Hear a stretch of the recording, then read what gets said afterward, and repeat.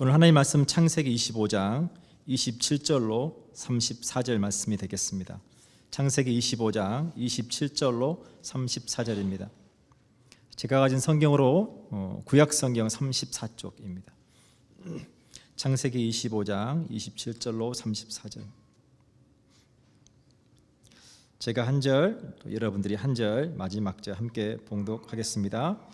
그 아이들이 장성함에 에서는 익숙한 사냥꾼이었으므로 들사람이 되고 야곱은 조용한 사람이었으므로 장막에 거주하니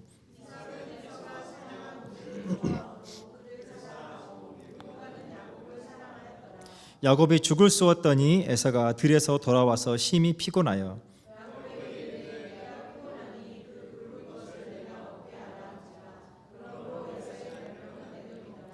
야곱이 이르되 형의 장자의 명분을 오늘 내게 팔라.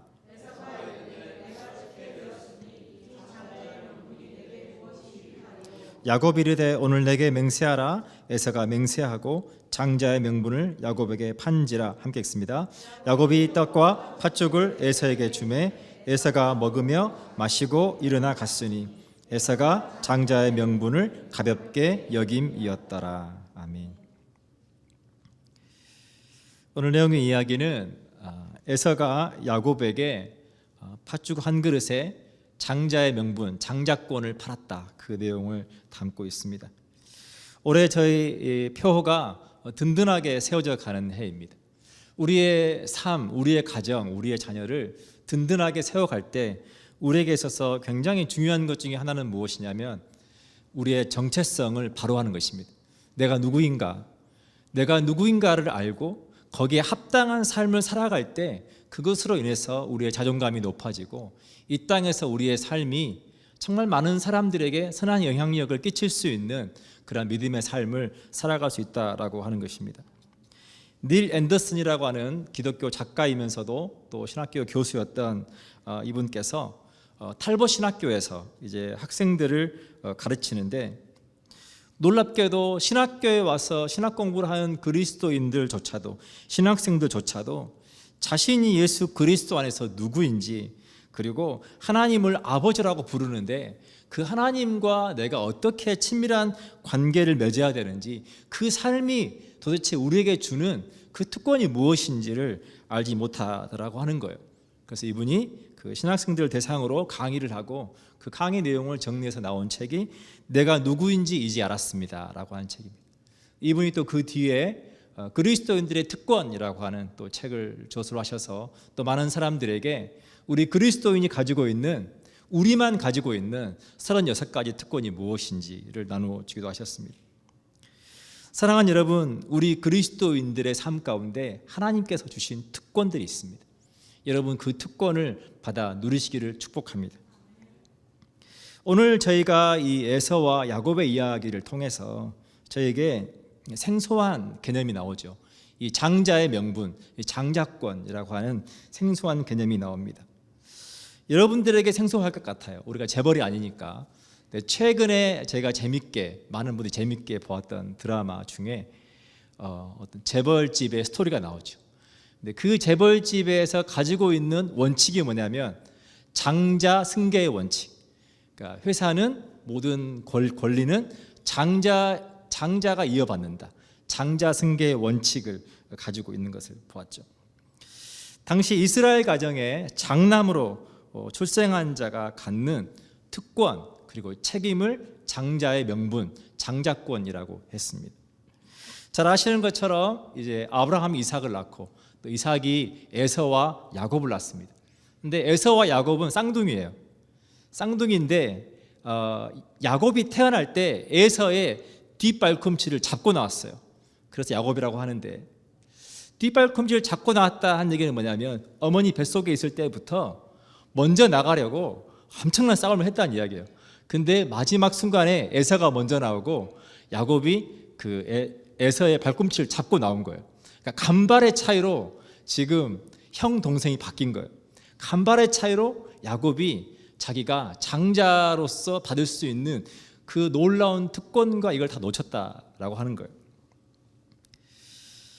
장자가 갖는 특권이 뭐냐? 첫 번째는 부친의 뒤를 이어서 한 가정의 주관자가 되어서 아버지가 가지고 있는 모든 권한을 법적으로 승계하는 거예요. 그리고 두 번째가 뭐냐? 유산을 받을 때 유산의 몫을 두 배로 받을 수 있다는 거예요. 세 번째가 뭐냐? 한 가문의 제사장적인 직분을 수행하면서 하나님과 믿음의 관계에서 영적인 축복과 모든 권한과 한 가문의 축복 권한을 다 가지는 것이 장자권이라고 하는 거예요. 쉽게 말하면 물질적인 영적인 모든 축복의 권한을 장자가 갖는 거예요. 그런데 오늘 저희가 25장에 읽은 이야기를 보면 에서는 사냥을 좋아해서 사냥꾼이 되었어요. 29절에 보면 야곱이 죽을 쑤었더니 에서가 들에서 돌아와 심히 피곤하여 야곱에게 이르되 내가 피곤하니 그 붉은 것을 내가 먹게 하라 한지라. 그 뒤에 나와 있습니다. 그 붉은 것이 팥죽이라고 나와 있죠. 일단은 에서가 너무 배가 고팠어요. 너무 배가 고팠고 사냥을 했으니까 배가 많이 고팠겠죠. 그리고 아마도 이 야곱이 요리한 팥죽이 굉장히 맛있어 보이지 않았을까? 냄새가 정말 맛있게 나지 않았을까 생각을 합니다. 그런데 야곱이 그 형에게 31절입니다. 형의 장자의 명분을 오늘 내게 팔라. 내가 형한테 공짜로 팥죽을 줄 수 없다. 그러니 형이 가지고 있는 장자의 명분과 이 팥죽을 바꾸자라고 제안을 하는 거죠. 이런 말도 안 되는 제안에 에서가 뭐라고 말하냐면 말도 안 되는 소리를 합니다. 에서가 이르되 내가 죽게 되었으니 이 장자의 명분이 내게 무엇이 유익하리요? 여러분 정말 죽게 되었을까요? 우리 한국 사람 너무 잘 쓰는 표현이 있잖아요. 배고파 죽겠다. 그 정도의 표현이죠. 배가 너무 고파서 지금 죽을 것 같은데 내가 너무 배고픈 이 상황에 장자의 명분이 뭐가 중요하냐라고 하는 거예요. 그러면서 그 말을 놓치지 않고 33절에 야곱이 다시 말합니다. 야곱이 이르되 오늘 내게 맹세하라.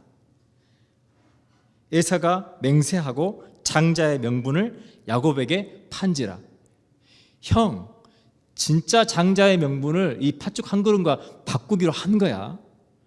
맹세해 라고 하는 거예요.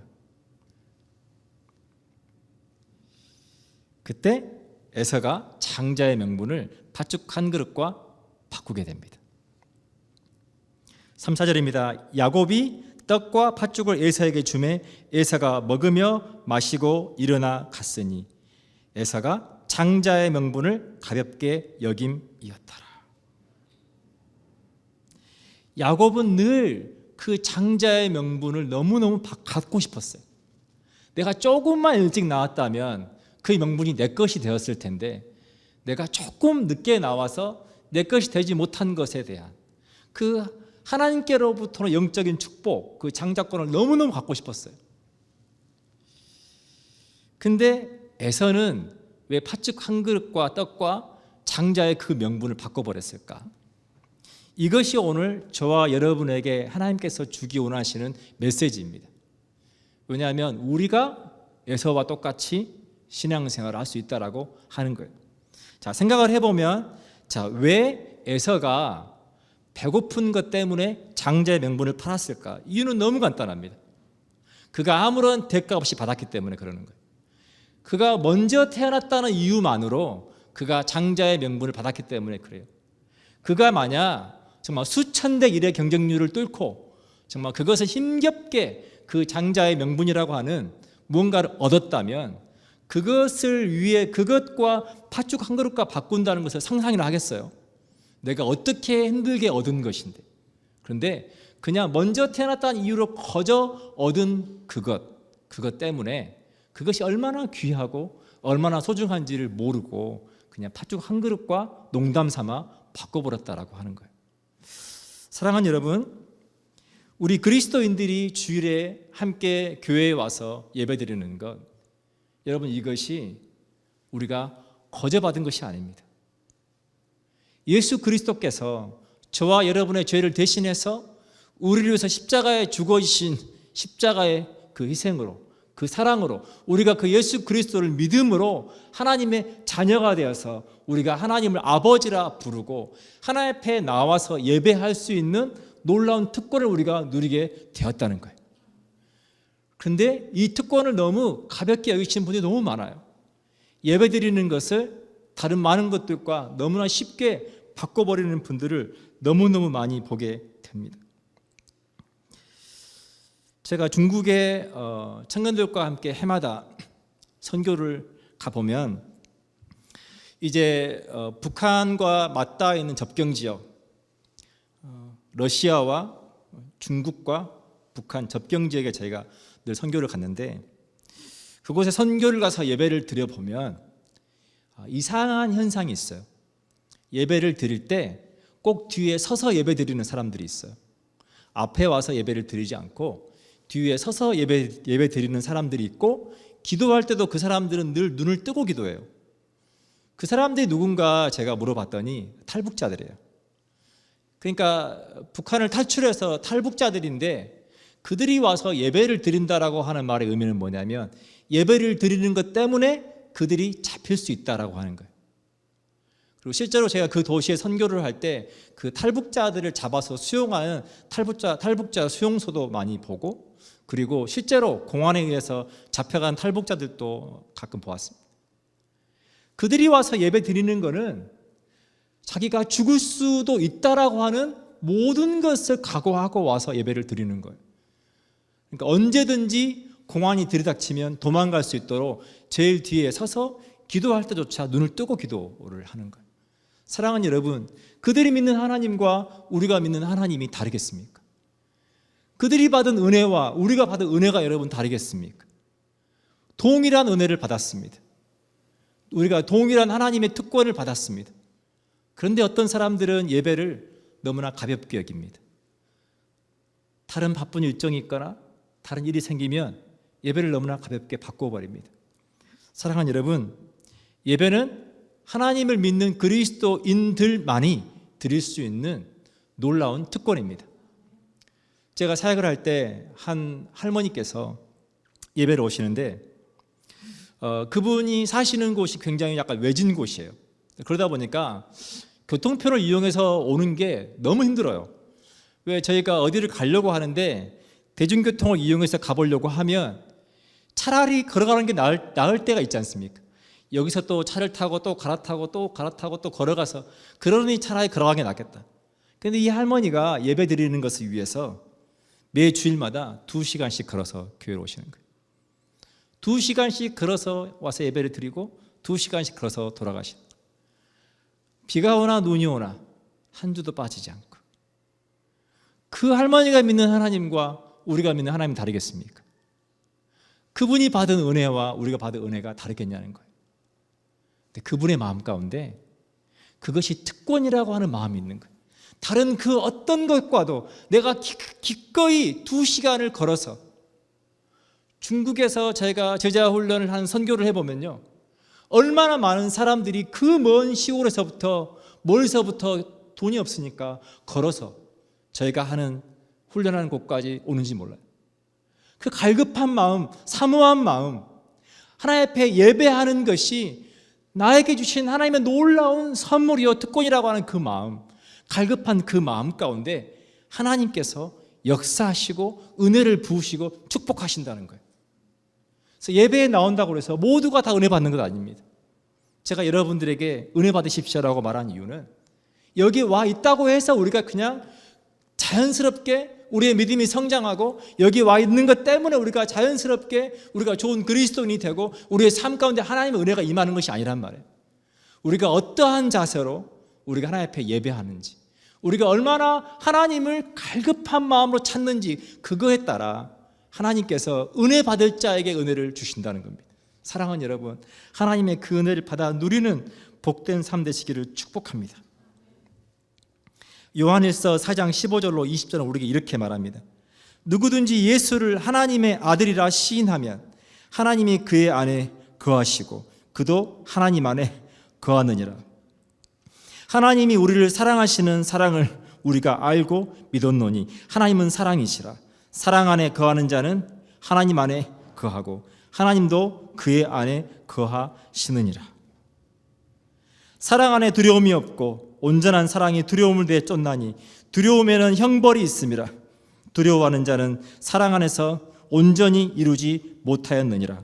우리가 사랑하면 그가 먼저 우리를 사랑하셨음이라. 누구든지 하나님을 사랑하노라 하고 그 형제를 미워하면 이는 거짓말하는 자니 보는 바 그 형제를 사랑하지 아니하는 자는 보지 못하는 바 하나님을 사랑할 수 없느니라.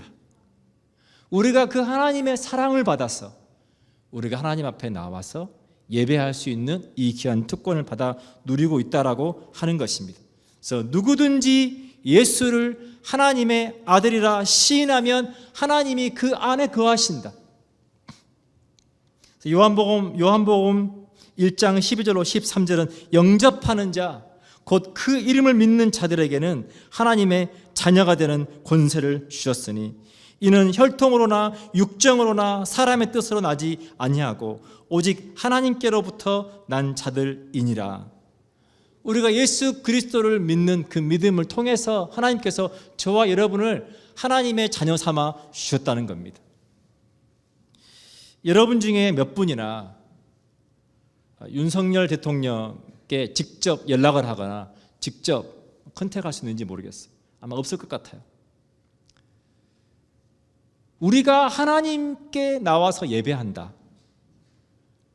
하나님 이곳에 임재하시고 우리가 그 하나님의 임재 가운데 우리가 그 하나님을 예배한다 라고 할 때 그 하나님은 한 나라의 대통령보다 훨씬 높은 온 우주 만물을 창조하신 전능하신 하나님, 우리의 삶과 우리의 삶의 처음과 끝을 아신 하나님, 우리의 영원한 삶 가운데 그 모든 것들을 그분의 뜻 가운데로 이루시는 살아계신 하나님, 그 하나님 앞에 우리가 나와서 예배한다라고 하는 겁니다. 사랑하는 여러분, 하나님은 오늘도 그분 앞에 예배하는 자를 찾으십니다. 갈급한 마음으로 예배하는 자를 찾으십니다.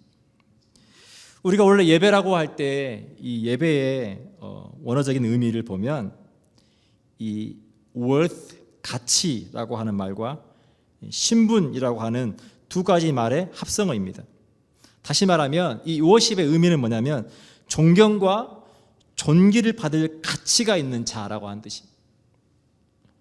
다시 말하면 우리가 하나님께 최상의 가치를 돌려드리는 것, 우리가 할 수 있는 모든 것을 통해서 하나님께 그분이 마땅히 받아야 할 최상의 가치를 올려드리는 것이 예배라고 하는 거예요.